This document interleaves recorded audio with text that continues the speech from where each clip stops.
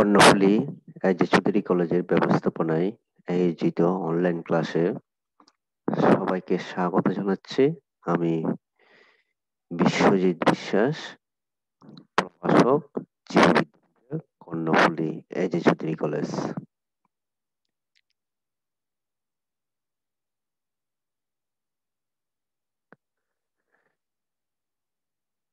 আমরা এর আগে গত 2 ক্লাসে জীববিজ্ঞান কি, জীবের সাধারণ বৈশিষ্ট্যসমূহ কি কি, জীবের মধ্যে সংঘটিত শারীরবৃত্তীয় প্রক্রিয়াসমূহ কি কি, এসব বিষয় নিয়ে আলোচনা করেছি। আজ আমরা আলোচনা করব কোষ কি। কোষ কি বিষয়টি বুঝার আগে কিংবা কোষকে সংজ্ঞায়িত করার আগে আমরা কিছু সাধারণ বৈশিষ্ট্য কোষের জেনে নেই। এর আগেও বলেছি সব জীবিত বস্তু এক বা একাধিক কোষ দ্বারা গঠিত হবে। জীবিত বস্তু হওয়ার প্রধান শর্তই হচ্ছে কোষ দ্বারা গঠিত হতে হবে। একটা কোষ পূর্বতন কোষ হতে সৃষ্টি হয়। একটা কোষ বিভাজিত হয়ে নতুন কোষের সৃষ্টি হয়, অর্থাৎ একটি কোষ পূর্বতন কোষ হতে সৃষ্টি হয়।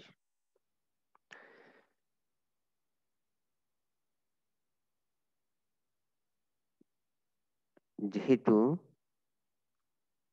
প্রতিটি জীবদেহ এক বা একাধিক কোষ দ্বারা গঠিত, অর্থাৎ কোষই হচ্ছে জীবনের কিংবা জীবদেহের গঠন একক। আবার কোষের ভিতরেই জীবের জীবন ধারণের জন্য প্রয়োজনীয় জৈবিক কার্যকলাপগুলো সম্পন্ন হয়। অর্থাৎ জীবদেহর গঠন ও কাজের একক হচ্ছে কোষ। কোষই হচ্ছে জীবের কাজের একক। কোষের মধ্যে পাওয়া যায় ডিএনএ ও আরএনএ নামক অণুসমূহ। ডিএনএ এর পূর্ণরূপ হচ্ছে ডিঅক্সিরাইবো নিউক্লিক অ্যাসিড, আরএনএ এর পূর্ণরূপ রাইবো নিউক্লিক অ্যাসিড। এগুলো নিয়ে আমরা পরবর্তী ক্লাসে আরো বিস্তারিত আলোচনা করব। এর মধ্যে ডিএনএ বংশগতীয় বস্তু হিসেবে কাজ করে, অর্থাৎ ডিএনএ এর মাধ্যমে জীবের বৈশিষ্ট্যসমূহ প্রজন্ম হতে প্রজন্মে স্থানান্তরিত হয়। কোষ আত্মপ্রজননশীল, অর্থাৎ কোষ সংখ্যা বৃদ্ধি করতে পারে। কোষ একটা বৈষম্য বৃদ্ধি ঝিল্লি দ্বারা পরিবেষ্টিত থাকবে। এর বাইরে আরো কোষের কিছু সাধারণ বৈশিষ্ট্য আছে।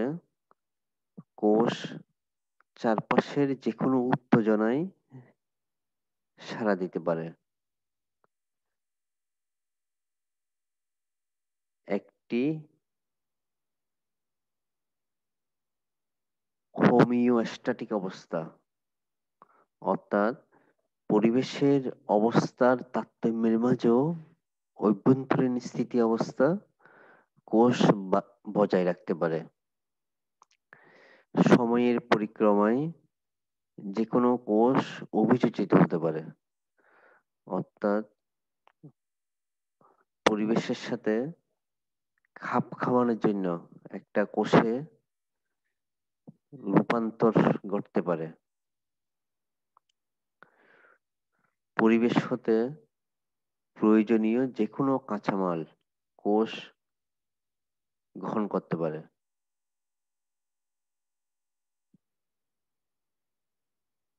সুনিয়ন্ত্রিতভাবে একটা কোষ বেড়ে উঠতে পারে। এই সাধারণ বৈশিষ্ট্যগুলোর আলোকে আমরা যদি কোষকে সংজ্ঞায়িত করি, তাহলে তুমি বলতে পারো জীবদেহের গঠন ও কাজের একককে কোষ বলে। আবার এটাও বলতে পারো একটি বৈষম্যবদ্ধ ঝিল্লি দ্বারা সীমাবদ্ধ। জীব জীব কার্যকলাপের একক যা কোনো সজীব মাধ্যম ছাড়াই আত্মপ্রজননে সক্ষম, তাই হচ্ছে কোষ।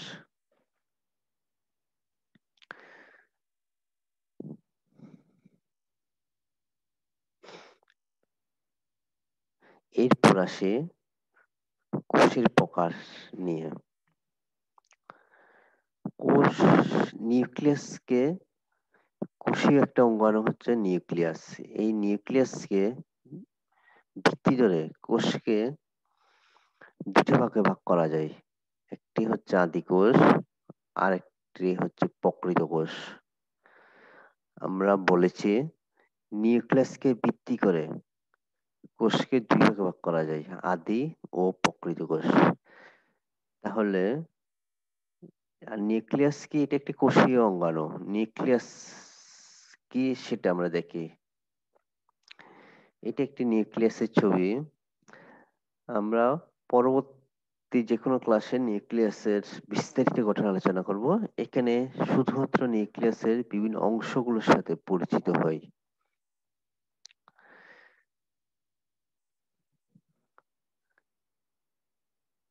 নিউক্লিয়াসের একটা নিউক্লিয়াস একটা মেমব্রেন বা ঝিল্লি দ্বারা পরিবেষ্টিত থাকে। এই ঝিল্লিটাকে বলা হয় নিউক্লিয়ার মেমব্রেন। এই একটা মেমব্রেন দ্বারা পরিবৃত।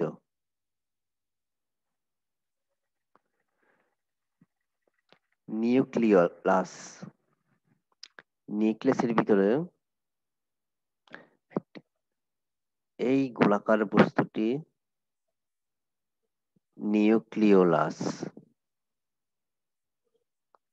নিউক্লিওপ্লাজম, নিউক্লিয়াসের অভ্যন্তরে একটি তরল জেলির জেলির মতো পদার্থ থাকে। সেই পদার্থটাকে বলা হয় নিউক্লিওপ্লাজম। ক্রোমাটিন, নিউক্লিয়াসের মধ্যে ক্রোমোজোম কিংবা ডিএনএ থাকে।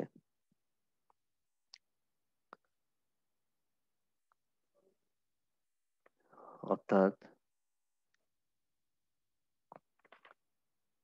ক্রোমাটিন, ক্রোমোজোম, ডিএনএ, ক্রোমাটিন সংজ্ঞাগুলো আমরা পরবর্তীতে বিস্তারিত ব্যাখ্যা করব।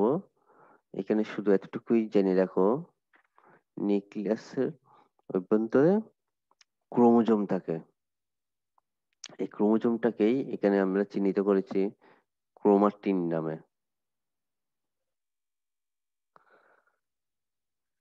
ক্রোমোজোমটাকে আমরা এখানে ক্রোমাটিন নামে চিহ্নিত করেছি।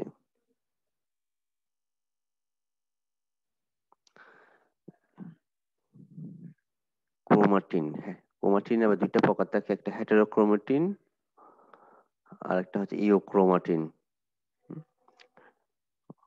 ক্রোমাটিনের যে অংশটি অধিক কুণ্টলিত ও নিষ্ক্রিয় ডিএনএ ধারণ করে সে অংশটিকে বলা হয় হেটেরোক্রোমাটিন। ক্রোমাটিনের যে অংশ কম কুণ্ডলিত ও সক্রিয় ডিএনএ ধারণ করে সেই অংশটিকে বলা হয় ইওক্রোমাটিন। অর্থাৎ এই ভাগটা করেছে আসলে ক্রোমোজোমের বা ক্রোমাটিনের রঞ্জক ধারণের ক্ষমতার ভিত্তিতে।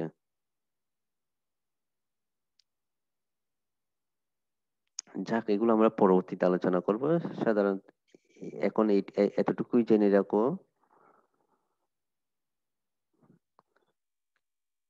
ক্রোমোজোম,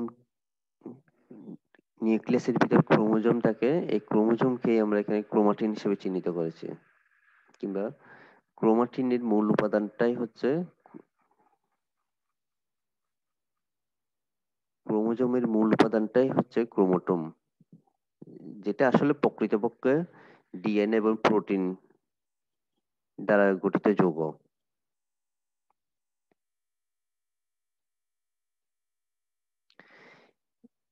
এরপর আসি, কোষের মধ্যে বিভিন্ন ধরনের কোষীয় অঙ্গাণু থাকে। কোষীয় অঙ্গাণু সমূহ নিয়ে আমরা পরবর্তী ক্লাসগুলোতে ধারাবাহিকভাবে প্রত্যেকটা কোষীয় অঙ্গাণুর বিস্তারিত আলোচনা করব। আমরা এই ক্লাসে শুধু নামগুলোর সাথে পরিচিত হই। Ribosome, Golgi bodies, lysosome, endoplasmic reticulum, mitochondria, plastid, centrosome, nucleus, chromosome, peroxisome, glyoxysome, microtubules, cell vacuole.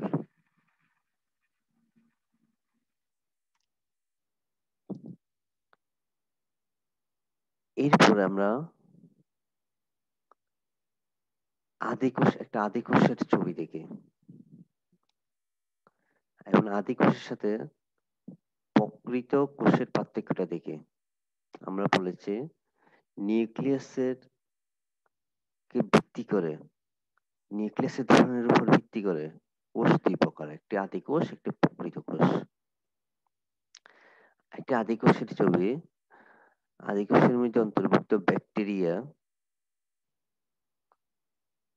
আর সায়ানোব্যাকটেরিয়া। এই আদিকোষে সুসংগঠিত নিউক্লিয়াস থাকে না, অর্থাৎ একটা নিউক্লিয়াসের মধ্যে যে অংশগুলো থাকে, নিউক্লিয়ার মেমব্রেন, নিউক্লিওলাস, নিউক্লিওপ্লাজম,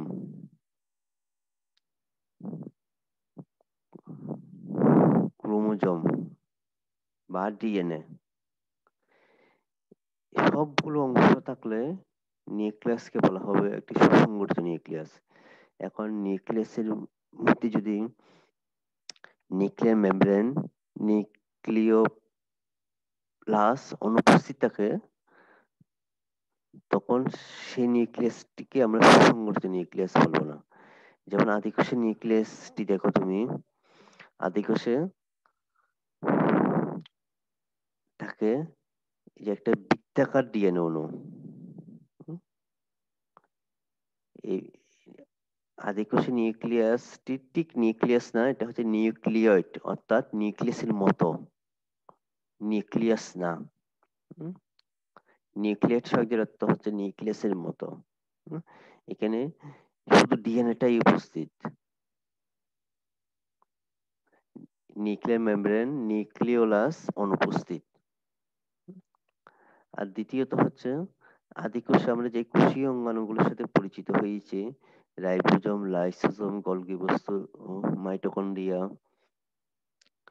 ইত্যাদি, এখানে পাওয়া যাবে না। শুধু একটি ছাড়া বাকি কোষীয় অঙ্গাণুগুলোকে আদিকোষে পাওয়া যাবে না। যে কোষীয় অঙ্গাণুটি পাওয়া যায় সেটি হচ্ছে রাইবোজোম, অর্থাৎ রাইবোজোম ছাড়া অন্য কোষীয় অঙ্গাণুগুলো আদিকোষে অনুপস্থিত।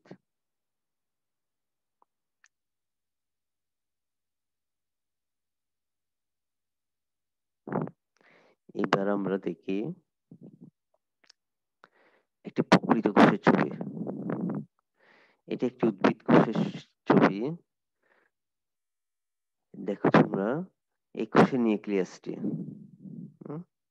এটি সুসংগঠিত নিউক্লিয়াস। তার নিউক্লিয়াসের মধ্যে নিউক্লিও নিউক্লিয়ার মেমব্রেন,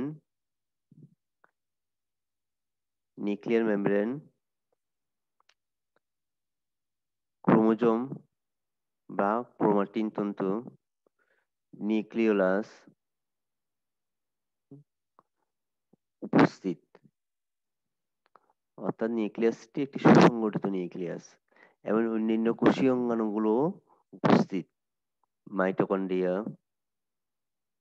সরি, এটা এটি ক্লোরোপ্লাস্ট, মাইটোকন্ড্রিয়া,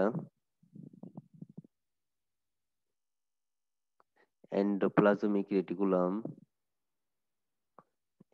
এন্ডোপ্লাজমিক রেটিকুলাম এখানেও আছে।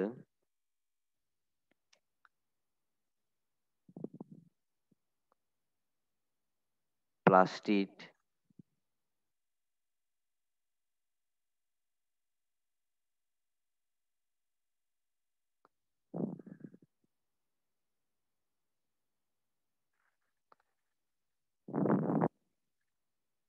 উপস্থিত।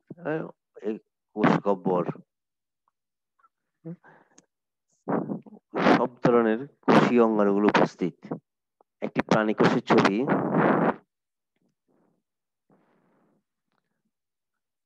Nucleus, endoplasmic reticulum,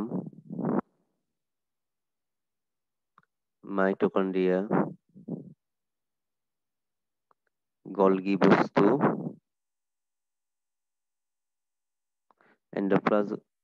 endoplasmic reticulum, lysosome, centrioles,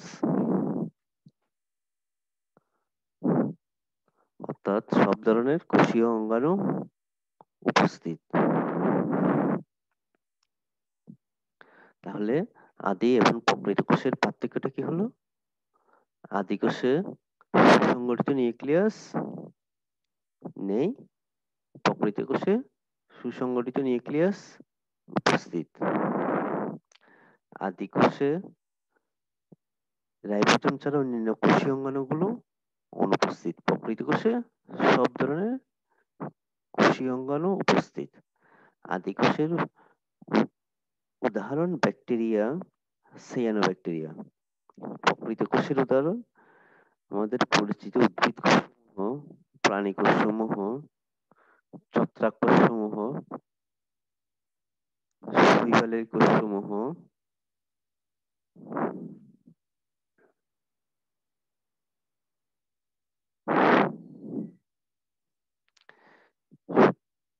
আশা করি তোমরা আলোচনাটা বুঝতে পেরেছ।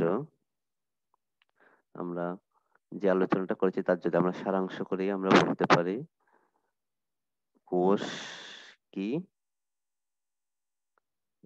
কোষের নিউক্লিয়াসকে ভিত্তি করে কোষের প্রকারসমূহ কি কি, এবং নিউক্লিয়াসকে ভিত্তি করে যে দুই ধরনের কোষ পাওয়া যায় সেই দুই ধরনের কোষের মধ্যে পার্থক্য কি। তোমরা নিজেরা বাসায় বইয়ের সাথে আমার আলোচনাটা মিলিয়ে দেখবে এবং পড়বে। পরবর্তী ক্লাসে আমরা আরেকটা বিষয় নিয়ে আলোচনা করব। সবাই সুস্থ থাকবে এই কামনা করে আজকের ক্লাস এখানেই শেষ করছি। ধন্যবাদ সবাইকে।